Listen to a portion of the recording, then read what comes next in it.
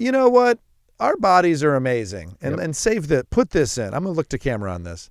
Our bodies are amazing. The fact that we have 2 arms and feet and we can climb stuff is pretty cool, Matt. It's unbelievable. Walter, what do you think? Pretty unbelievable. All right.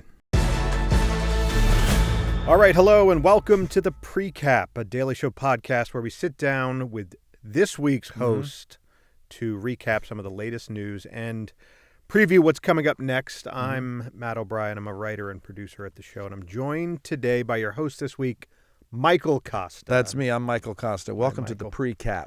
And, of course, we have a sidekick joining us today, Walter Kosta. Walter, everything good? Yep. Great. Walter gets the vibe of a pod. Mm-hmm. Don't Yes. overthink it. Yes, he's everyone listening right now. All right. Well, welcome to the Precap, everybody. Let's. So what we're going to start off with, Michael, the way that the Precap works, is we start off with stories we missed last week. Yeah. So why don't we start out? I mean, this is an ongoing story. It was developing all last week. Of course, Iran, the Strait of Hormuz. It was there was a ceasefire. It was open. Now we're attacking ships again. It's closed. They're rushing to have talks that Iran is saying they may or may not attend. Things may have already progressed beyond this by the time people are listening to it. Right. So this entire back and forth that we're about to have could be futile. But let's do it because then it's going to be fun. But also, the Strait of Hormuz, we blocked, but then we unblocked. Correct. We meaning America. Yes. And now Iran is back in control of it. The strait that's been open and accessible for decades. Right. That we shut down. Right. We've managed to somehow pry open. I do think it's worth reminding everyone that the strait was open before we bombed them. I was not even aware of the Strait of Hormuz. Correct. Correct. We are. But as someone who tries to be up to date on political events, because partially I'm interested, partially it's my job, I don't actually know if we're in the middle of a ceasefire or not. I know there's a deadline looming of a ceasefire, but I also know bombs are being dropped. Yes. It's like a ceasefire, but we're dabbling in some fire. Yes. You know, it's not a hard ceasefire. It's like monogamy, but when I'm away, It's a polyamory. French ceasefire. Yes. Ceasefire. There we go. Yes. Maybe it's unspoken. I mean, cease, and correct me if I'm wrong, anybody, cease means to stop. Correct. So stop. Walter, cease.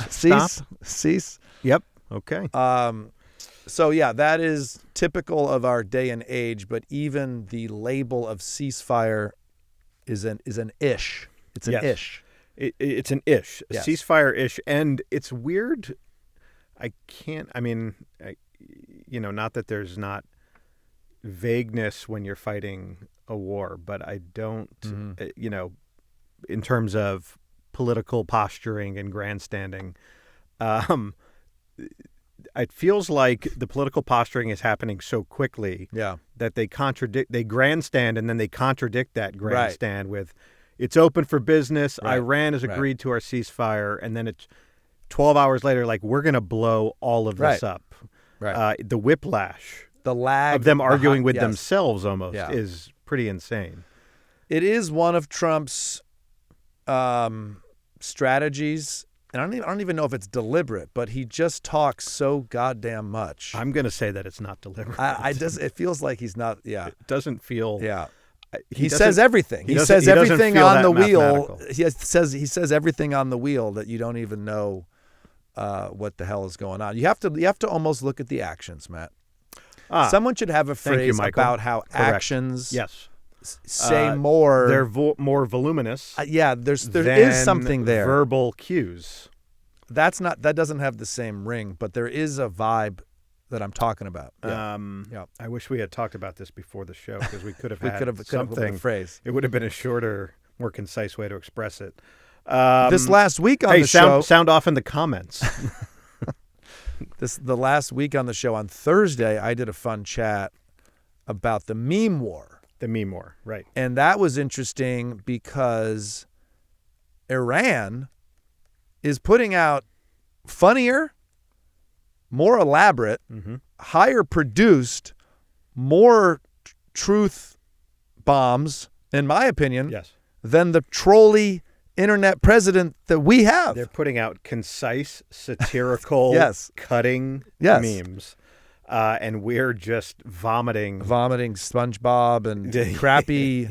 I mean, it was really strange to stand in the side studio there and have the Iranian war memes play for the American audience, and people are laughing and clapping. They're kind of like, I got to give it up. I mean, that's American audience, well, for the most part, minus the German cruise ship that always seems to show up here, laughing and clapping for Iranian propaganda. And I got to admit, they're funny. Now, just to back it up just a hair, you're proposing that our live audience, that they unload a German cruise ship and they walk over to the studio to fill the studio.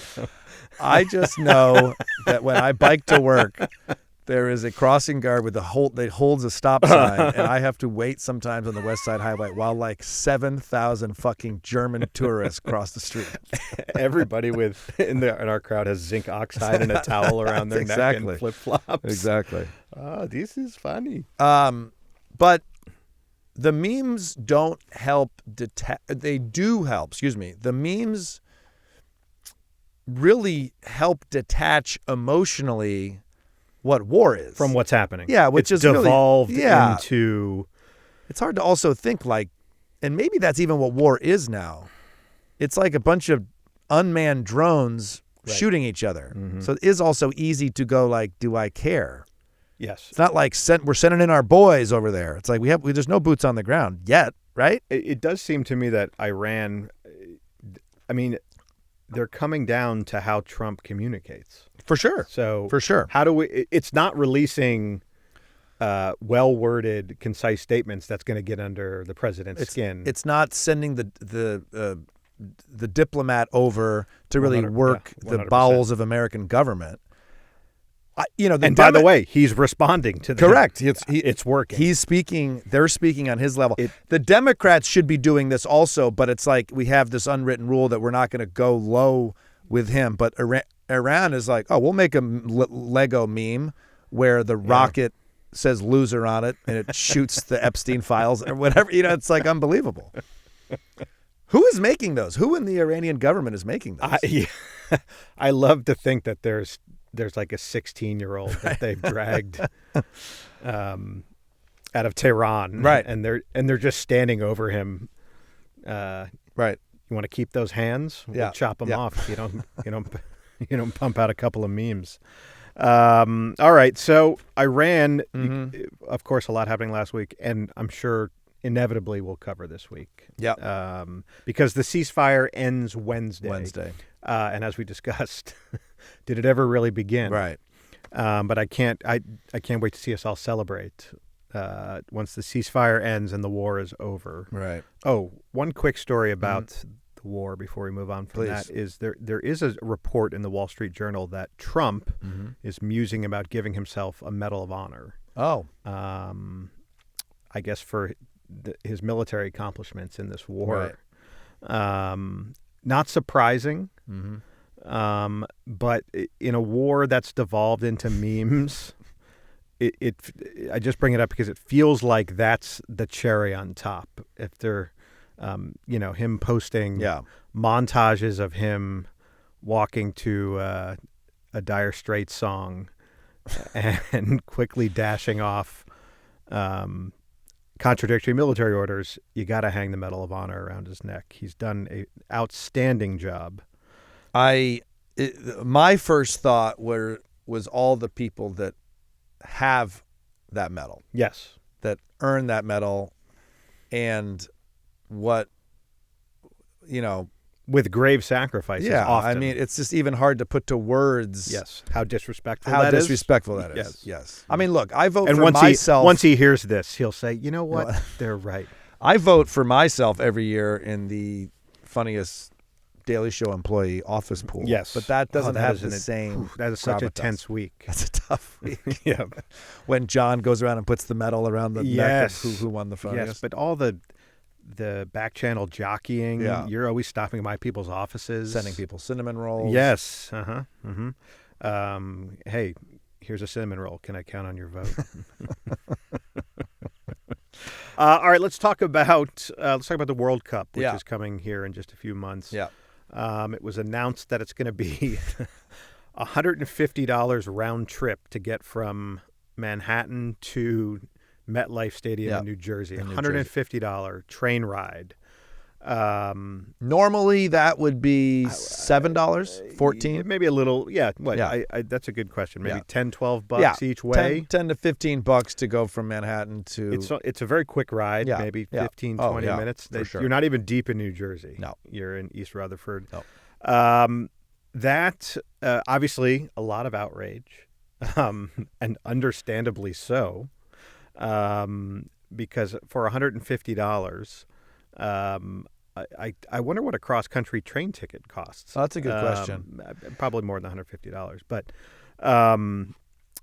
the World Cup, I'm starting to think, may not be the pure and just tournament that we run by ungreedy and idealistic people. I don't know exactly why it costs $150. New Jersey said it has something to do with FIFA taking over the whole parking lot. Right.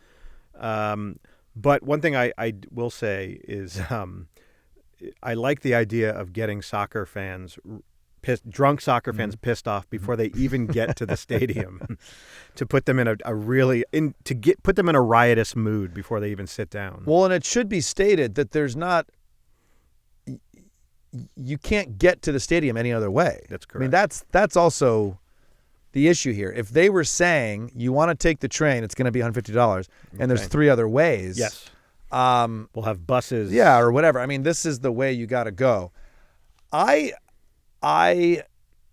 liken this to just how expensive it is to live in New York City, and other people who don't live in the city, they think you're meaning like cute expensive. Mm-hmm. They think this is going to come out. It's going to be $32. It's like it's grotesquely expensive. It is. But also, I wondered how many New Yorkers are even going to the World Cup final. Isn't this mostly a tax on people coming in? People coming in. Probably. I don't know the answer to that. In which case, they're going to get on the wrong train anyways. They're going to go, what the hell am I doing in Long Island? Oh, no. Oh, God. Why am I in Hudson? The World Cup in Massapequa. Yeah. That's true. Yeah. A lot of New Yorkers may not. I remember being here when the Super Bowl was here, and it was in MetLife, I think. And, I mean, a lot of New Yorkers didn't even know it was here. Yep. You're right about people think, oh, New York's cute, expensive. No, it sort of beats people into submission. Yeah. Into spending. You almost, to live here, you have to just submit to it, because otherwise it would be agony. My dad, $150 for a train ride. Okay, I have to get through my day. My dad used to say, "Don't think, just pay." That is exactly that's what this is. And because the only thing I know for sure is those trains will be packed with people. Yeah, and it's not like these are sweet trains. That's true. There's no there's not that's free another. beer That's on another the train. good point. Yeah, these are the NJ Transit trains. Trains caked with that commuter grime Yeah. that they could never possibly get off. Yeah. I always wondered when LA won the Olympic bid and I was living there, I always just wondered, who really wants this? I don't think anybody. It's not the local residents ever. No, and obviously, as it gets closer and closer, the people in LA are saying, "How are we going to do this? How are we going to do this?" I do love the World Cup. It's the best. I love really fun watching Ireland play Egypt. And they all have the names that you would think they do. And it's exciting that it's going to be in the U.S. That's crazy. It's awesome. In a very, very long time. Or is this the first time ever? No, it's not. We had it in 94. We had it in 94. I went to the U.S. opener, and it was 94. It was in Detroit, I believe. My dad took me. It was like the introduction of soccer to America, and I think it was a 0-0 tie. It might have been 1-1. If only there was a way to find this is going to get you hooked. This is going to get you hooked on the game, son. I think that if you compare 1994 to now, soccer has become significantly more popular. MLS in the U.S. is a thing. Yes. I mean, it wasn't 100%. even. I can't even believe it made it. The only jersey my son owns is a Messi jersey. Yeah. Lionel Messi, not. It's not filthy. It's not messy. No. Oh, correct. Correct. It's not stained. Right. Lionel Messi. Right. That's exactly right. Thank you. Thank you for You're welcome. clarifying. Man, I would have gotten dragged in the comments. What do you think about Trump signing this executive order to accelerate access to psychedelic drug treatments? Let me tell you what my first thought was. Please, go ahead. Hey, man, you got us in a war no one wants, and this is like throwing a bone to the military, maybe, kind of. And I think it's not even accelerating access. It's just maybe allowing them to test it or something. I forget. It feels like not enough. Just don't send us to war. Right. So, and when you come home with PTSD, right, and you're catatonic, yeah, we'll have different types of ketamine and psilocybin ready for you. Ibogaine, I think, is the one. And I've had some. What is it? What's the one? Ibogaine is a big one. Right. I liked how you said that as if you weren't familiar with it. What's the name of that drug? We had a couple Michael Kosta hosting weeks ago. We had some Marines on who went to Mexico to take this drug to help them, and we had them on the show. It's called In Waves and War. Anyways, highly supportive of it. I think it's a great... listen, whatever works. Whatever works. Whatever helps these guys that are putting their lives on the line, their emotional health on the line for us. It just is awfully ironic that we are in a war right now that no one wanted or asked for. That would be let me say this. The best way to avoid veterans needing any treatment at all is to keep them home. Correct. Yes. Yes, not to mortgage their psychological well-being. Correct. I'm sure we'll find out down the line that Eric Trump has a $500 million investment in Ibogaine. Ibogaine futures. There's some like drug that they pull from the frog's gland or something. Really crazy shit. Really? Like, who's fucking first doing this? Usually native people, and then we copy it. Yeah. Anyways, that's the only reason I keep Walter around. Just in case scientifically he's ever serves a purpose. See, maybe his glands will solve your depression. Walter. Now you're up? Walter. Whatever, bro. Come on. Back down, Walter. Walter, back down. Back to sleep. What if he just fucking lunged at you? It'd be great. Oh, he's up. That'd be great. You know what? Even though I would be hurt and panicked, it would be a great moment. It'd be a nice clip. Oh, that'd be a great clip. Think of the clicks. Hey, Alan, think of the clicks on that. What do you think about these hundreds of people? No, I'm leading the conversation, okay? Jesus Christ. Anywho, hundreds of people tried to storm a Wisconsin Beagle research facility. And they were Do we have footage of this, Alan? Oh, there we go. Oh, my goodness. Holy shit. They were met with rubber bullets and pepper spray. I kind of respect, I'm a dog lover. Sure. But the animal rights people, they go hard in a nonviolent way as far as I'm concerned. I don't know if there might have been. And they are speaking up for a species that doesn't have a English-speaking voice. Certainly, PETA and animal rights activists have a reputation of being aggressive and forceful, and it does seem like that might be necessary because I don't think people are going to really listen to a passive animal rights organization. You kind of need this streak to you. Yeah. Now, I would wonder, what were they testing the beagles? What if it was which piece of bacon tastes the best? Well, then let them have let them eat. This would be an overreaction to the bacon testing lab. Yes. My guess is it was something more sinister. I know that is the. But also, were the researchers the ones with the rubber bullets, or is it just straight up cops? Cops. Got it. It would be, I have to say, a nice twist if the animal researchers came out with the rubber bullets and pepper spray. Well, what the fuck is going on at this facility? Can somebody tell me? Huh? I'll do my own research. They're testing different types of manure for moats. I always support people who stand up for what they believe in, as long as it's in a nonviolent way. I agree. And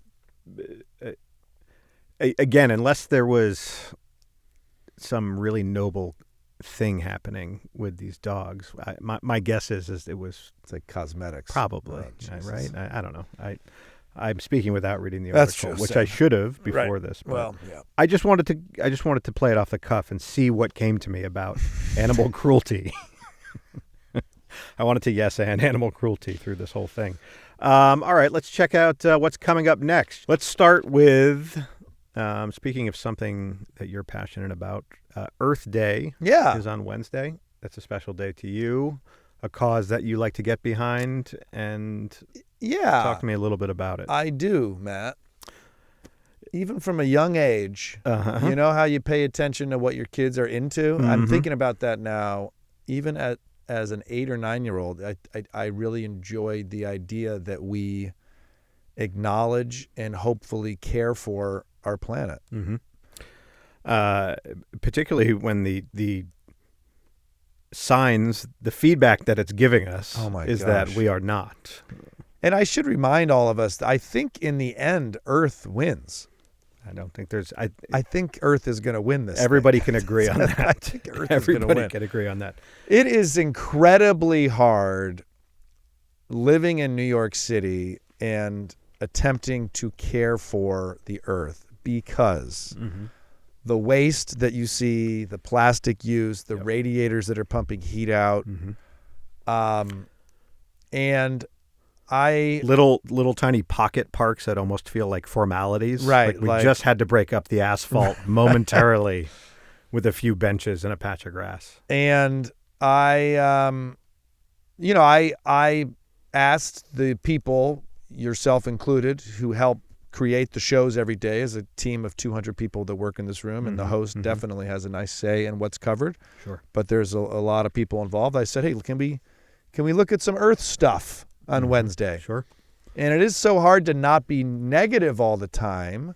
So maybe we can find some nice Earth stories that will be funny. Of course, we're on Comedy Central. Sure.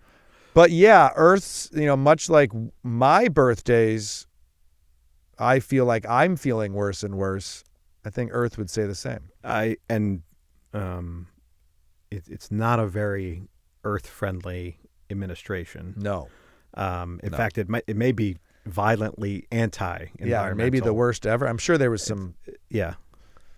I don't know. I mean, I just love going to the museum and seeing the dinosaurs, and I'm like, wait, what do you mean this was 600 million years ago? Yep. I can't even on the same planet. It's incomprehensible. What? Yes.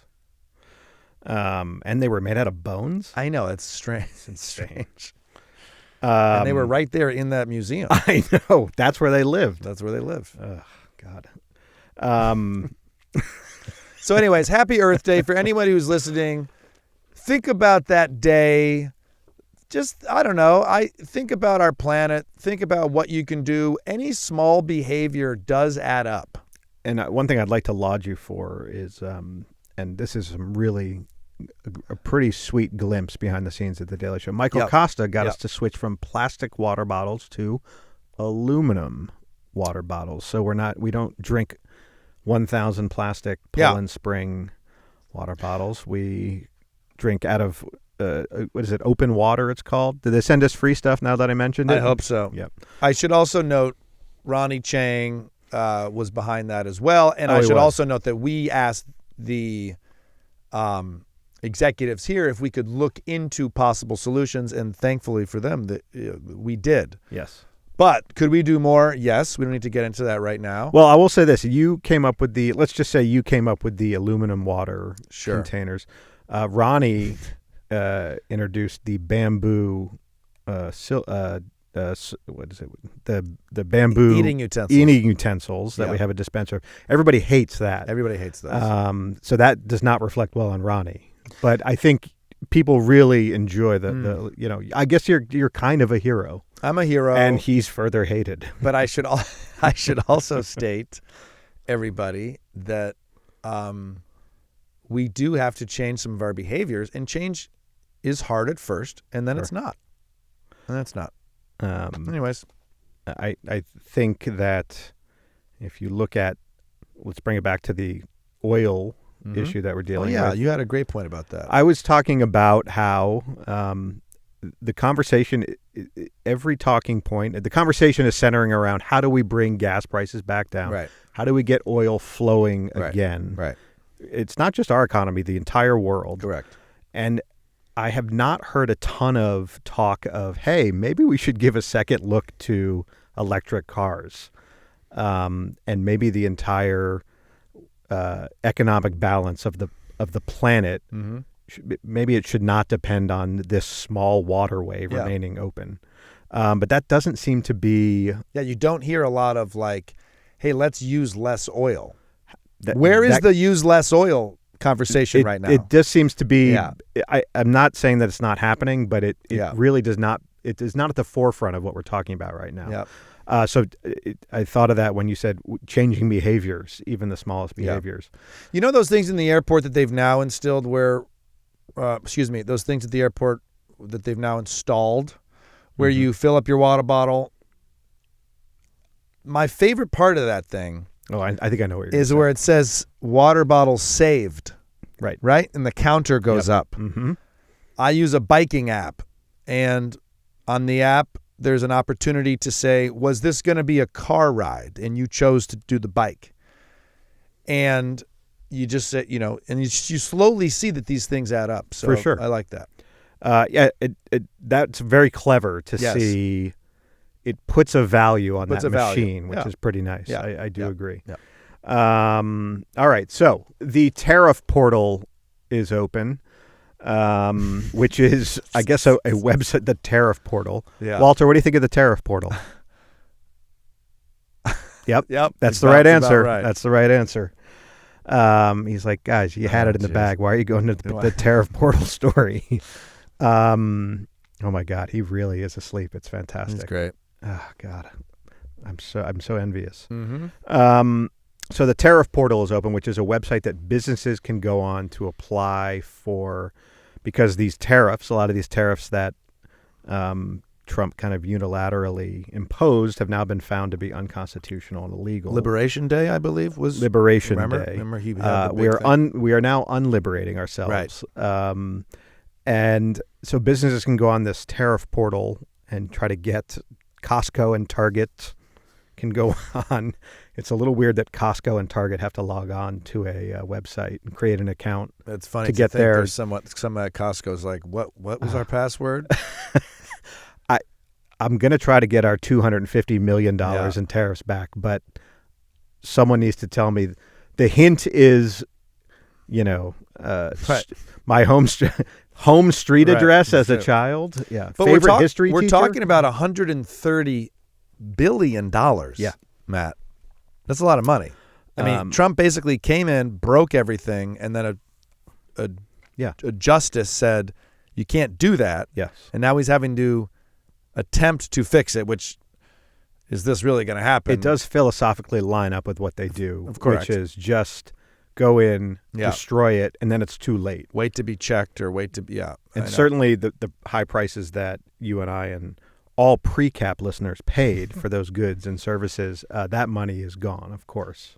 Yeah, right. The consumer gets fucked again. Correct. On this. Yeah, right. However, Target can get their money back. Well, they can claw their money back. Won't that be great when Target and Walmart do we got our money from the portal sale back to us? I'll look forward to that. Thank you. We just got $10 billion and we're passing it on to you, and the cost of... We will lower prices back to pre-tariff levels. I love that. Yeah. Look forward to that. Okay, now Michael Kosta. It is, of course, a precap tradition. Yes. A well-liked one, for sure. Yes.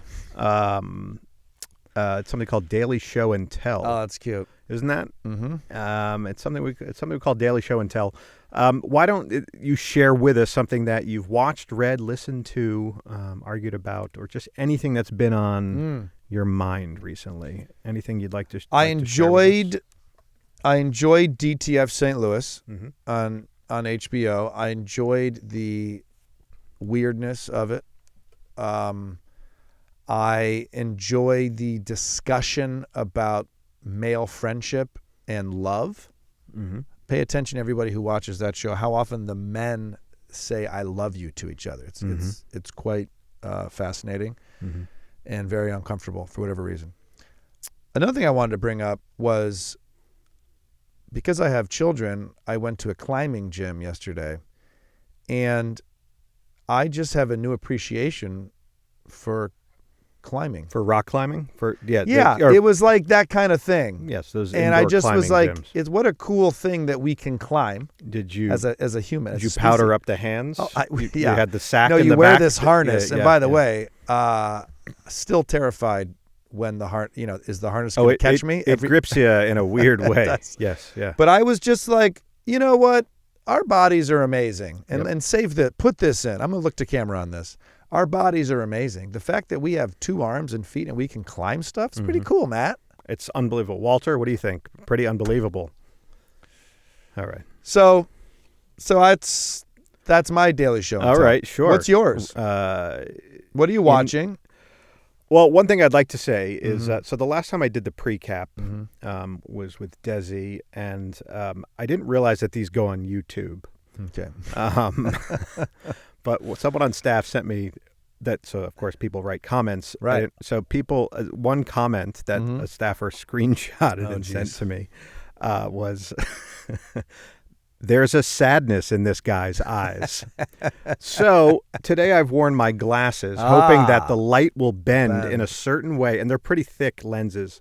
So they'll either hide the sadness or the light will refract in such a way that, wow, he's got very cheerful eyes. Right. It's a brightness to his eyes. And I took some beta blockers and have tried to pep myself up. I bet if you wrote back to that person as someone who has done this and said... I bet it was a coworker that wrote it. Possibly. Yeah. But I bet if you would have said, hey, thanks for sharing and watching, they would have then wrote back, hey, man, I didn't mean anything bad. It's always they always say mean stuff. Yes. And then you approach them on it and they go, I actually love what you do. Yeah, of course. Maybe it's a fair note. I don't know. Yeah. But so that's why I wore my glasses today. Great. So that's a Daily Show and Tell. That's you're sharing Daily with us. Show and Tell. Yep. I watched that the Mormon sect, the FLDS documentary on Netflix called Trust Me. Yep. I saw it on my thumbnails there. It's quite addictive and good. It's an easy watch. The men in that also say I love you. Okay. But it's a much darker reason. I think because of the incest and pedophilia going on. But my point is, there's more than one show on television right now where the men are saying I love you. Well, for sure, because there was this slew of research that men don't have friends or they're lonely, whatever. But no, so basically, not these men. Not these men. This is a cult. This is a cult. Right. It's a fringe. Yeah. Oh, a very small fringe cult sect of the Mormon Latter-day Saints. The FLDS that they call it. If there's a cult out, I mean, but that being said, it's good. Very addictive, and the filmmaker that made it is really noble. And this woman, sort of, who's a cult psychiatrist and I believe a former Mormon, sort of becomes this Erin Brockovich figure where she infiltrates the sect and says she's making a documentary. I won't. Interesting. It's a really interesting story. If you're a fringe cult out there and you don't have a documentary, are you going like, what are we doing wrong? Right, sure. We would be a good binge watch. Do you see how fucked up the stuff we're doing is? People would love this. All right, that is all the time we have for the precap. I'm Matt O'Brien. Catch Michael Kosta, correct? Michael Kosta? That's me. Michael Kosta hosting The Daily Show all this week on Comedy Central, Paramount Plus, and right here in podcast form on The Daily Show Ears Edition. And we will see you next time on the precap. I always enjoy working with you. Hey. From a writing standpoint and from a camaraderie standpoint. Hey, thanks, Michael. Thanks, Matt. The feeling is quite mutual. Great. You are as fun and a delight to work with. Thank you, Matt. And I love you. I can't. Okay. I love you, Walter. Love ya. Explore more shows from The Daily Show podcast universe by searching The Daily Show wherever you get your podcasts. Watch The Daily Show weeknights at 11, 10 Central on Comedy Central, and stream full episodes anytime on Paramount+. This has been a Comedy Central podcast.